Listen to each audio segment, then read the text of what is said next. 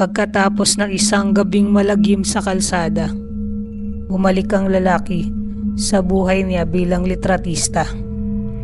Tahimik, normal, hanggang sa makita niya ang mga litratong kuha niya. Mayanino, sa likod niya, sa bawat kuha. Hindi niya masabi kung guni-guni lamang ito. Pero gabi-gabi, mas sumasakit ang kanyang batok, ang kanyang likod. Mas lumalamig ang hangin. May mga bulong sa dilim. Hanggang sa isang umaga, natagpuan siyang patay. Nakayuko, parang pinasa ng bigat ng mundo. Sa huling retrato,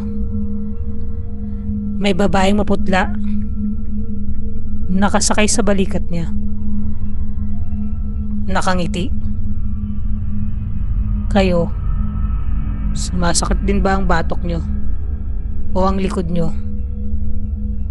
Tingnan nyo, baka may nakasakay na dito. May kwento ba kayong gustong ibahagi? Padala nyo na rito sa Dilim Chronicles.